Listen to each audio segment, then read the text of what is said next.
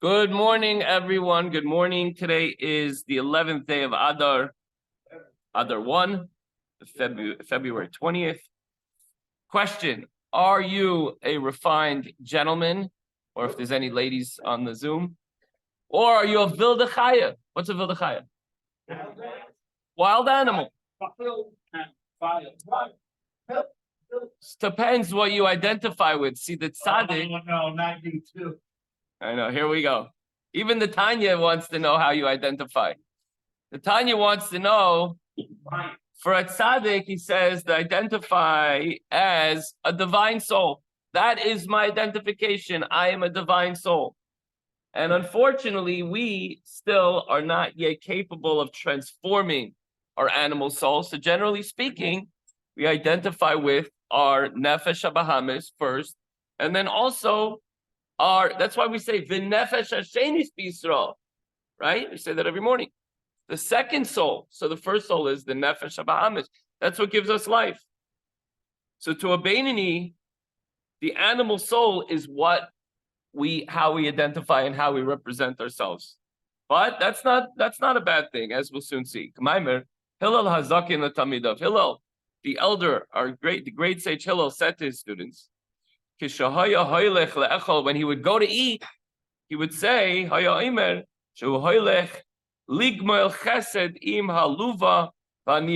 he would say, I'm going to do a favor to the lowly and poor creature, talking about his own body. So I am my godly soul, and I'm going to feed the physical body that houses my true essence, my godly soul. That was what he was talking about. What did he do? He was talking about Hukufa, his body. He regarded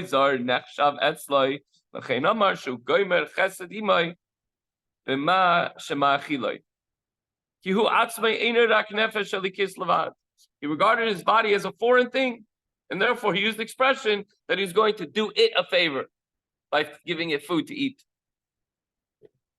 For he himself was nothing other than a divine soul.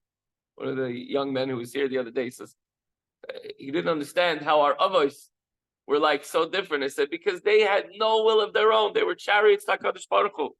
And likewise, the tzaddikim of the generations, they were completely given over and subservient to God. If they ever had an animal soul, they completely transformed it to good. And some of them didn't even have the concept of having an animal soul that was there to hinder their ability to serve Hashem, only to work for them. When we're done, hold on. That's my answer. So it alone, the godly soul animates a tzaddik. Where are we here? That the tzaddik, Hillel HaZaken, and all the righteous ones of the generations, they are only a godly soul. That's what they are. The godly soul is what animates and gives life to the body. With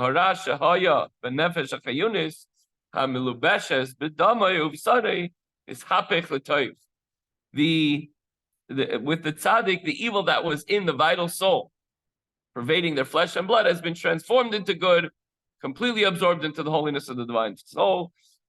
That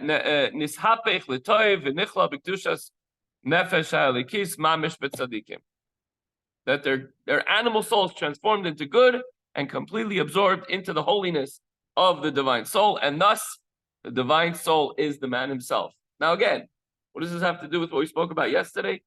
Trust the process. Just like we spoke about last week, how we have the opportunity to offer a tart dessert, sour or tart dessert to God, whereas we don't have the ability to offer up only sweet, the way a tzaddik does. So a tzaddik, the way he views himself and the way it actually is that he is the embodiment of the divine soul. And the animal soul became completely good, completely transformed, or was never bad, even to begin with. But what about the rest of us? Which is the 99 or 98 or whatever percentage of humanity that wants to be good, wakes up every morning and says, I want to do the right thing. The Beinani, we struggle. However,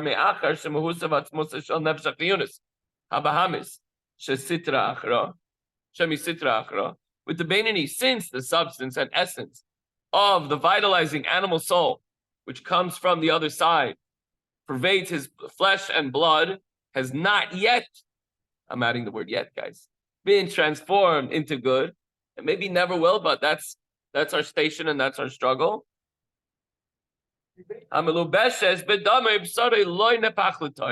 Never becomes transformed into good. So the nefesh habahamis is the person. Right now, that's where we are, with the constant struggle, with the nefesh habahamis controlling us and conducting us. And of course, we have the nefesh hashenis, we have the godly soul. So it's that constant fight back and forth. And therefore, if a person wants to crush his animal soul and put it in its place, he has to crush himself, because he is the animal soul at this point. The tzaddik doesn't have himself to crush. The tzaddik is pure and holy godly soul. So the takeaway is the righteous do favors for their body by giving it food, by taking it to do exercise, whatever it is, it's doing the body a favor. But for us, for the average man, his body and his animalistic drives are his nature. They're part of him. So slowly and patiently, we crush those negative tendencies. By crushing ourselves, we're actually, sometimes say, you're hurting yourself, you're shooting your foot. Yeah, by crushing ourselves, we're actually crushing the nefesh habahamis. Again, trust the process. We're going to continue in this theme tomorrow. Just want to share with you something that my mashpia would always say. Sometimes you feel like a vilda chaya. Like, how could I do such a thing? How could I say such a thing? Even sometimes it takes you a few days, sometimes many years to regret what you did, what you said, how you acted. She said, I was a behemoth. So my mashpia says, aber the Rebbe's behemoth.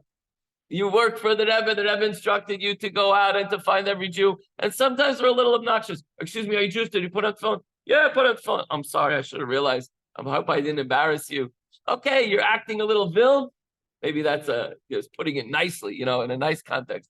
But sometimes you do things a little bit brash, a little bit not so gentlemanly or womanly. So still, we're Hashem's behemoth. We're the Rebbe's behemoth. We do things sometimes a little bit brash, and we have to learn how to channel that. That's our station in life. We'll continue along this theme tomorrow. Everyone have a wonderful day.